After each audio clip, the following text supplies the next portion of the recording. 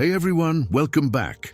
World War II soldiers didn't just throw their knives in a random pocket and call it a day. Every single carry method told a story about tactical thinking, unit identity, and survival priorities.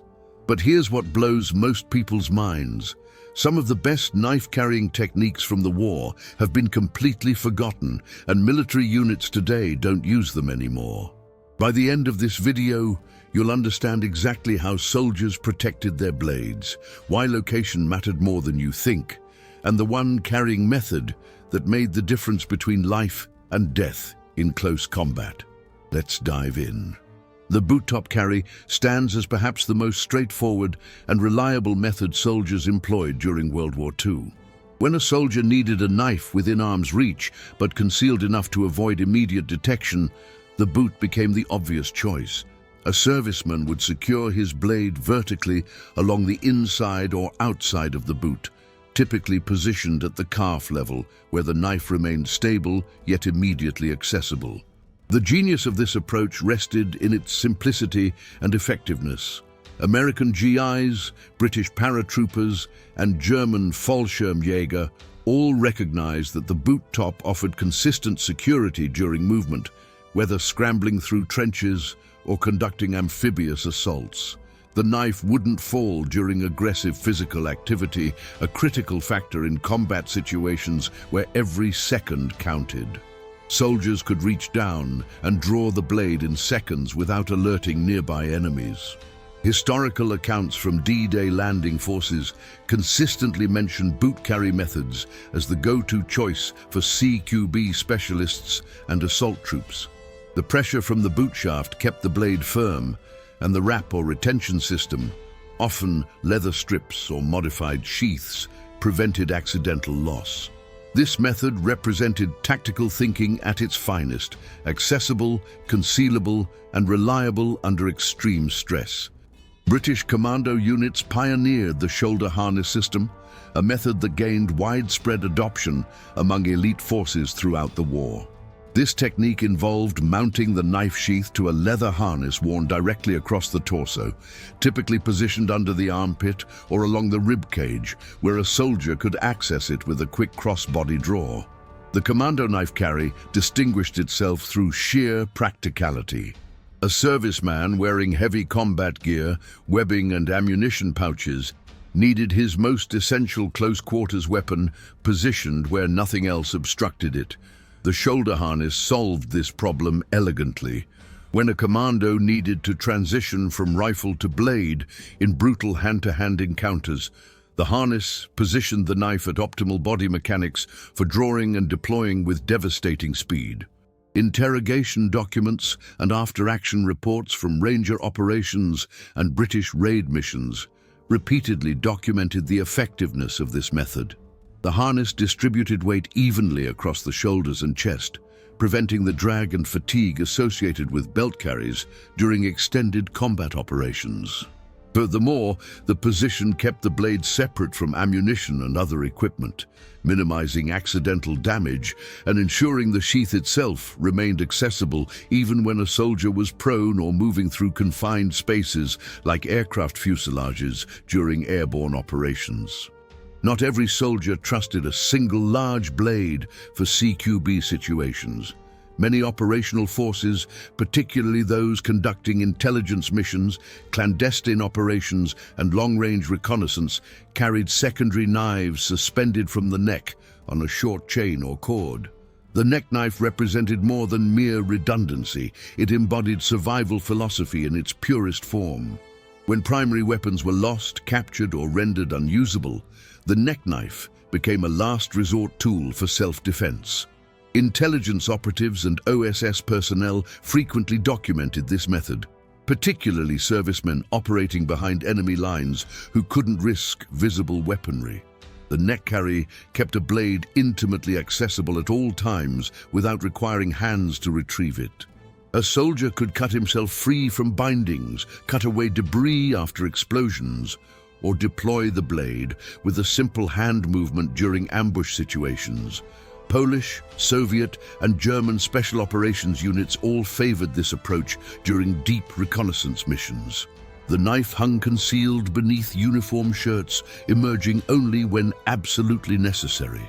Survivor accounts from POW camps and escape narratives specifically mention neck knives as the difference between successful escape attempts and failed efforts.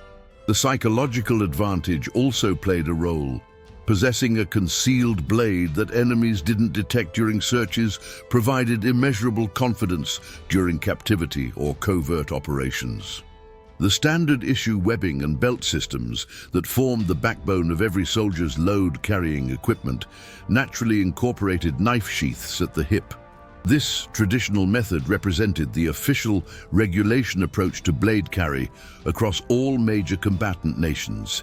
An infantryman's webbing typically featured loops specifically designed to secure a sheath, positioning the knife immediately accessible to the strong hand without requiring any complex draw technique.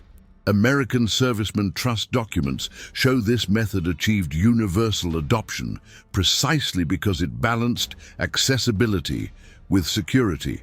The hip position allowed a soldier to manipulate his rifle with both hands while the blade remained instantly available in a single smooth motion.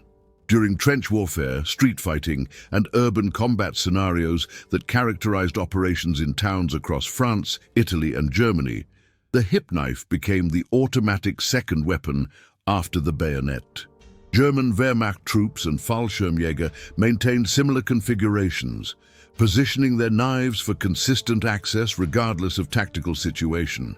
The webbing carry system also accommodated wounded soldiers effectively. Even with an injured arm, a serviceman could still access a hip-mounted blade using one hand.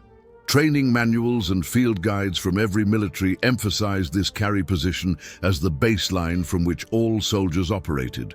The consistency of this method across different nations and unit types demonstrates universal recognition of its tactical soundness. Reliability under stress, minimal training requirements, and compatibility with existing equipment made the hip carry the default standard throughout the war. Certain elite units, particularly German Fallschirmjäger regiments and British SAS predecessors, employed an inverted shoulder blade carry that turned conventional thinking upside down, literally. Instead of hanging the knife blade down, operators mounted the sheath in reverse across the chest or back, with the blade pointing upward at roughly a 45-degree angle.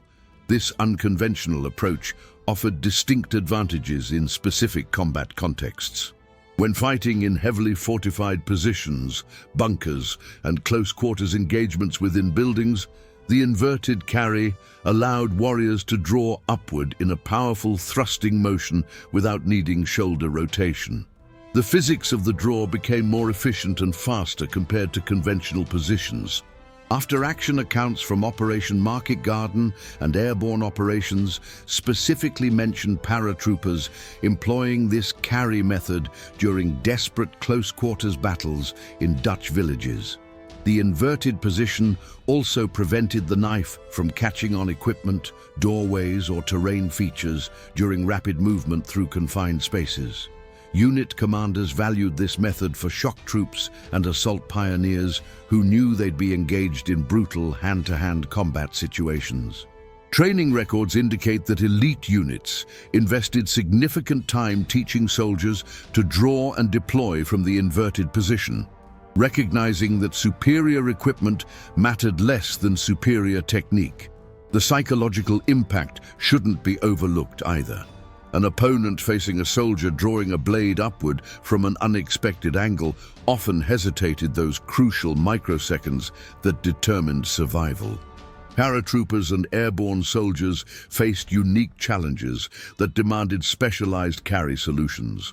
When men were literally falling from the sky with minimal control over their movement, landing zones, or immediate tactical situations, traditional hip and boot carries sometimes proved inadequate. Innovative commanders developed leg strap systems that mounted knives to the upper thigh, securing them with leather or canvas straps that buckled around the leg. The thigh carry gave airborne soldiers rapid blade access after landing while sitting in aircraft, recovering from heavy impacts or maneuvering through the chaotic seconds after hitting the ground. Archival photographs and veteran interviews specifically document this method among 82nd and 101st Airborne Division soldiers. The positioning allowed a paratrooper to access the blade while maintaining control of his parachute lines, his rifle, or first aid equipment, all critical equipment that couldn't be abandoned. When landing in water, as happened during many amphibious assaults, the thigh carry kept the knife positioned above waterline in most situations. German Fallschirmjäger paratroopers used similar methods, demonstrating that combat experience across different nations led to identical solutions for identical problems. Veterans from parachute operations consistently mention the thigh carry as distinctly superior to conventional methods when operating in the chaotic environment of airborne drops. The carry method represented pure functional design. Nothing fancy, nothing theoretical, just experienced operators solving real problems in real combat conditions. Discretion and redundancy sometimes required an extra blade, positioned where enemies would never think to search.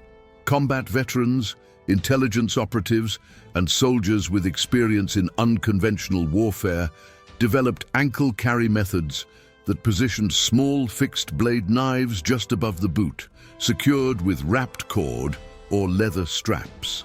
The ankle carry embodied an entirely different operational philosophy compared to primary blade carries. This wasn't the weapon you drew first. This was the weapon you deployed after your primary defense had failed.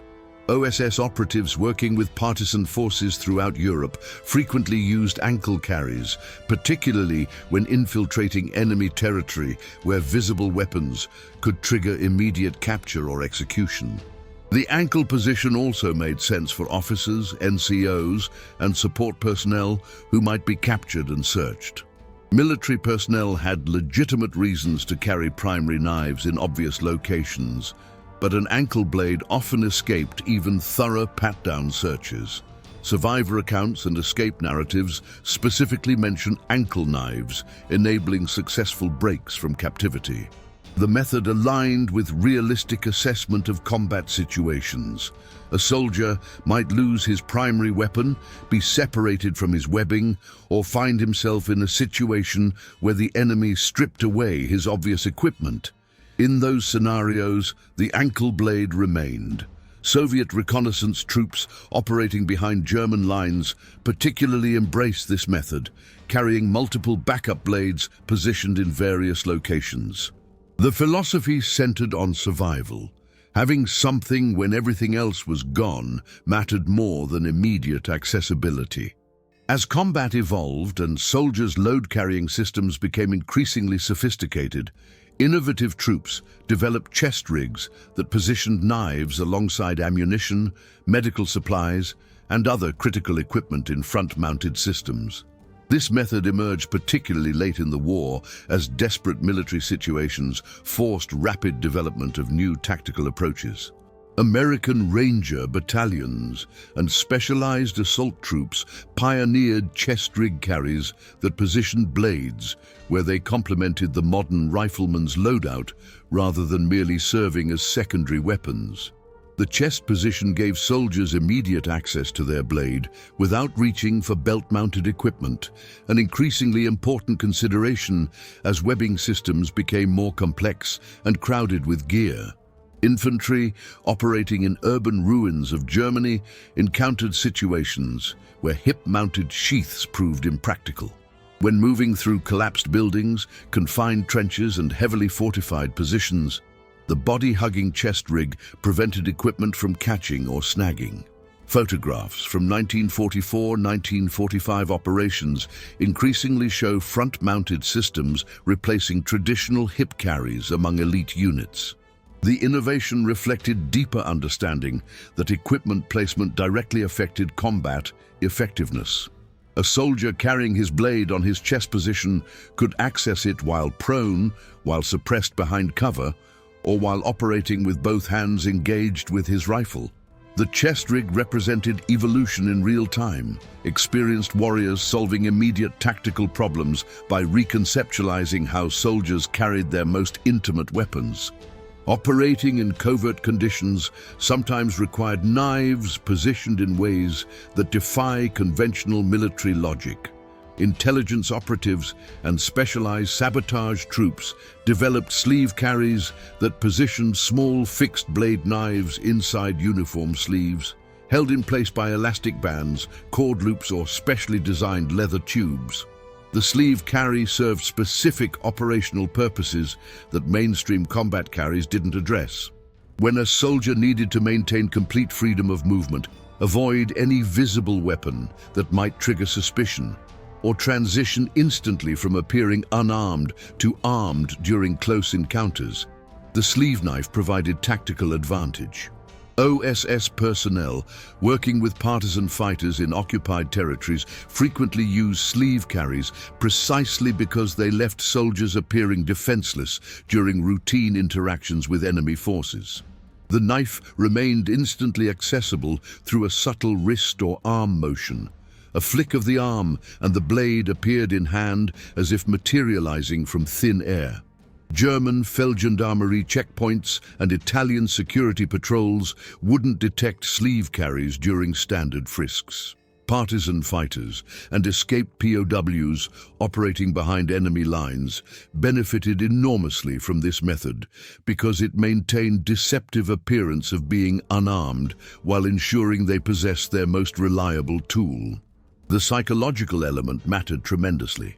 Opponents expected armed soldiers to display weapons, not conceal them in sleeves. That expectation gap created operational advantage that experienced unconventional warfare operators exploited systematically. Some of the war's most experienced close-quarters combatants abandoned sheaths entirely, instead carrying knives embedded in the tops of packs, wrapped in canvas and secured with cord, or even simply held in places where access trumped security.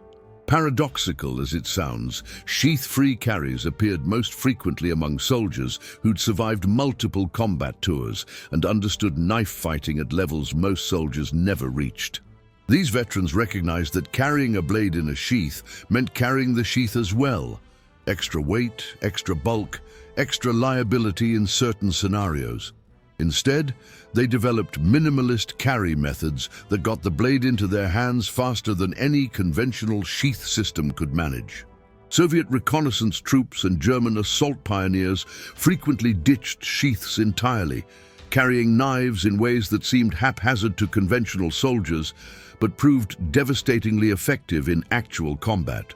A veteran might wrap his blade in cloth, tie it to his pack frame, and deploy it in seconds through trained muscle memory that bypassed all the mechanical steps sheaths imposed. Medical personnel in forward positions sometimes carried knives this way, specifically because the speed of deployment mattered more than the comfort of carry when you might need to cut away equipment from wounded soldiers under fire. The sheath-free approach represented ultimate confidence. A soldier carrying his blade this way committed himself to close-quarters combat with absolute certainty he'd access it when needed. Photos from late-war operations show increasing numbers of troops carrying blades in non-standard configurations, suggesting that accumulated combat experience pushed soldiers toward methods that prioritized speed above all other considerations. All these different carry methods represented far more than mere logistics questions. Each method communicated something about unit identity, tactical doctrine, and operational philosophy. A soldier's knife carry method told experienced observers which unit he belonged to, what kind of operations he conducted, and what role he played in his unit's combat structure. Officers and NCOs understood that knife carries served psychological functions alongside practical ones. Frontline assault troops frequently displayed aggressive carry methods, visible, intimidating, confident in their willingness to employ blades. Support personnel and rear area soldiers might carry identical blades in far less visible positions, reflecting their different role in the military structure. Enemy forces interpreted visible knife carries as indicators of elite units and ruthless operators. This perception carried weight in asymmetrical scenarios, where psychological advantage mattered as much as actual equipment. The knife carries soldiers chose, or were ordered to use, became part of their tactical identity and regimental pride. Units would sometimes insist on specific carry methods as part of their distinctive culture. That cultural dimension reflected understanding that equipment wasn't purely practical. It was also symbolic, communicative, and connected to unit cohesion and combat morale. Looking back now, we see that World War II soldiers weren't simply strapping knives to their bodies. They were making statements about identity, capability, and willingness to engage in close combat. The carry method selection represented thousands of micro-decisions made across the war by experienced warriors solving real problems in real time, creating a system of knife carries as diverse and practical as the combat situations that demanded them. That's the reality of how soldiers actually carried their knives during World War II. Methods born from experience, refined through combat, and adapted to every possible tactical scenario. If this breakdown of real military history resonated with you, smash that like button and make sure you're subscribed for more deep dives into weapons and tactics that shape the modern world. Drop a comment below letting me know which carry method impressed you the most, or if you know of any knife techniques we didn't cover today. Don't forget to share this video with other history enthusiasts and tactical gear nerds in your circle. Thanks for watching, stay curious, and I'll see you in the next one.